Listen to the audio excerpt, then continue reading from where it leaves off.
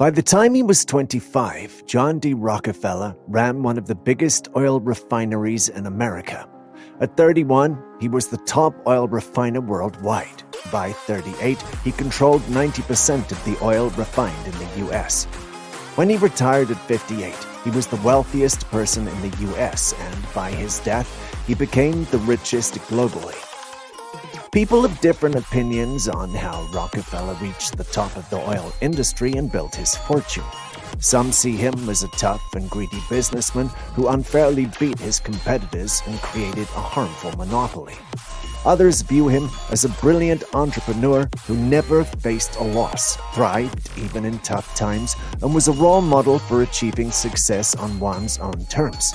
He also made oil more affordable. Its price fell by 80% while his company was around and was one of the biggest givers to charity in history.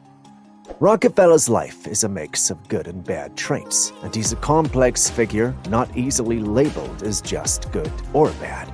But here's the thing. You don't have to approve of everything he did to learn something valuable from his approach. The strategies he used to build his empire are not about being good or bad. They're tools that anyone can use to succeed in various areas of life. Today, we'll explore what those strategies are and how they can help you achieve your version of success. Rockefeller believed strongly in a guiding principle. It's better to be your own boss than let someone else boss you around. He was known for his exceptional self-control, the quality that helped him aim all his energy and actions towards achieving his goals. He was disciplined, focused, and committed to his ambitions.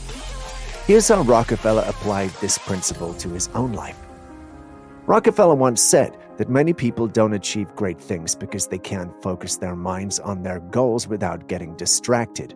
Despite a challenging childhood with a father who was often absent and engaged in dubious activities, he remained focused on his ambitions. From an early age, working on the family farm and helping at home, Rockefeller was determined to improve his life, though it wasn't clear how he would do it. At school, he wasn't the top student and didn't stand out, but he was known for his hard work and determination. Rockefeller discovered a talent for numbers and left high school to learn more about bookkeeping and finance. At 16, after completing a business course, he was ready to make his mark in the world. Determined to become independent and escape the shadow of his father, Rockefeller moved to Cleveland in search of a job.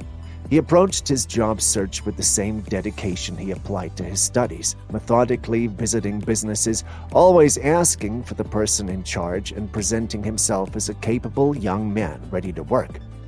Despite numerous rejections, Rockefeller did not give up. He repeated his rounds of potential employers, maintaining a professional demeanor and showing unwavering persistence. Finally, his efforts paid off when he was offered a job as an assistant bookkeeper. He viewed this moment as a critical turning point, a result of his focused pursuit and perseverance.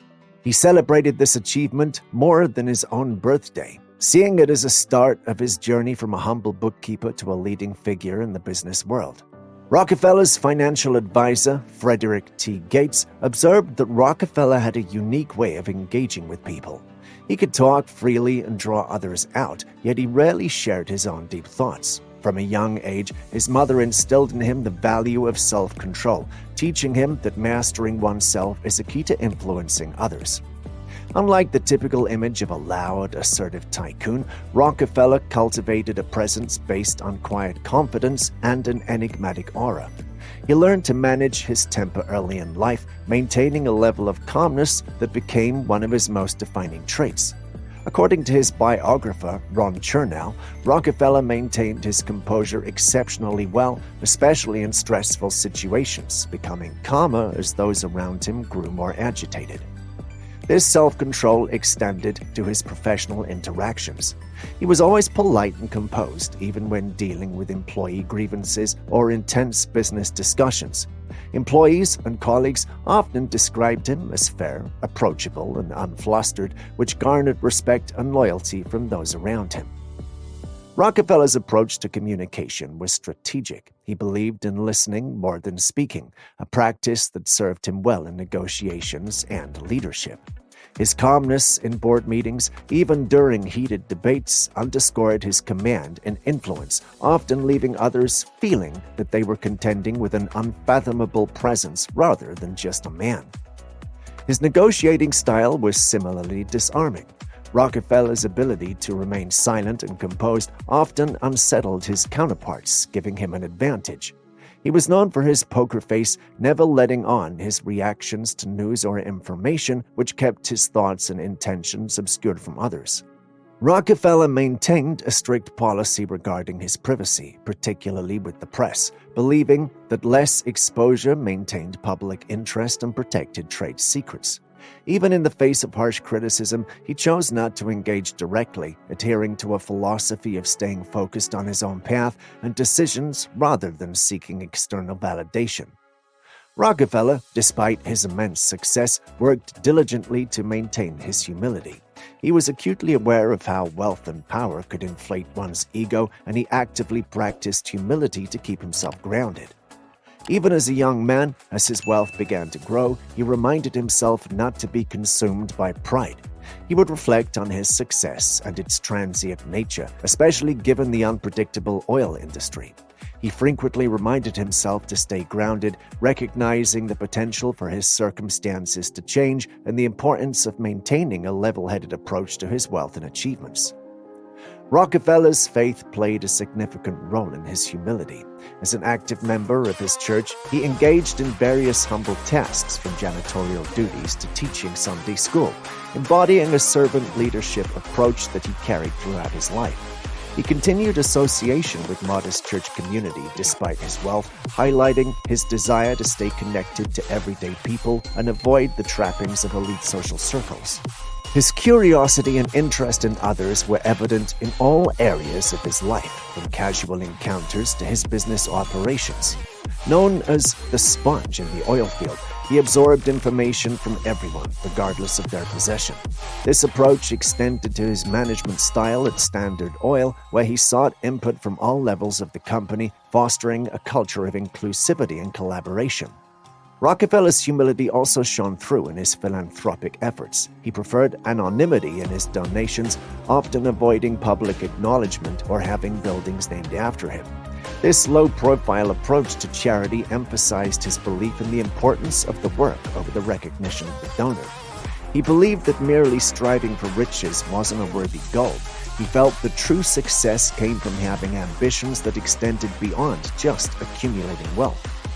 Rockefeller found joy in his work itself, not just in the financial rewards it brought. Even in his early days as a bookkeeper, he took pleasure in organizing figures and solving problems, seeing beauty in the methodical nature of his work. This love for his job went beyond the monetary gains, providing a deeper satisfaction and driving his continued passion for his endeavors. His vision extended to transforming the business landscape. While the oil industry was rife with short-term speculation and quick profit-seeking, he envisioned a more stable and enduring approach. He aimed to innovate in business practices, contributing to the industry's sustainability and efficiency. This was not just about personal gain, it was about pioneering a model that would benefit the broader economy and society. Rockefeller's philanthropy was another extension of his purpose-driven life. From a young age, influenced by his mother's teaching, he was committed to giving back. Even with a modest income, he consistently donated a portion of his earnings to various causes. As his wealth grew, so did his contributions to education, health, and scientific research, among other areas. He viewed his ability to generate wealth as a gift and a responsibility to contribute positively to society. Rockefeller attributed much of his success to his lifelong commitment to frugality, a habit he cultivated early on and maintained even amidst vast wealth. He meticulously tracked every expense in a small red notebook he referred to as Ledger A, which he considered almost sacred, symbolizing the lessons of financial prudence that shaped his life. In his early years as an assistant bookkeeper, living frugally was essential. Rockefeller remembered those days of self-discipline and modesty, carrying his lunch until he became wealthy, embodying the spirit of self-control and austerity. Even after amassing significant wealth, he didn't abandon his frugal habits. He personally reviewed his financial ledgers, paying attention to every detail, no matter how minor. His lifestyle, although luxurious by average standards, was modest compared to what he could afford, reflecting a deliberate choice to live without ostentation, aligning with his value of privacy and his desire to avoid flaunting his wealth. Rockefeller's frugality extended to his personal habits. He reused materials, wore his clothing until it was nearly worn out, and was mindful of unnecessary expenditures even in leisure activities like golf, where he preferred using old balls to avoid wastage. This ethos of thrift was not just for Rockefeller himself. He was keen on transferring the same values in his children and grandchildren. He aimed to shield them from the full extent of the family's wealth, promoting a sense of normalcy and responsibility. The children engaged in household chores for pocket money and learned to manage their finances early on. For Rockefeller, frugality was a principle that guided his life. It represented a commitment to self-discipline, a way to continuously exercise and demonstrate self-mastery. By maintaining frugal habits, he not only managed his financial empire effectively, but also ensured that his personal value and his approach to life remained consistent, regardless of his financial status. We've seen John D Rockefeller's journey to wealth, uncovering secrets that go beyond just working hard. He showed us that success comes from being disciplined, focusing on details, living frugally, and having a purpose bigger than just making money. Now think about your own path to success. Can you apply Rockefeller's principles to achieve your goals without being consumed by work? What's one change you can make today to follow in his footsteps? Let us know in the comments, and don't forget to like, share, and subscribe to our channel for more insightful videos.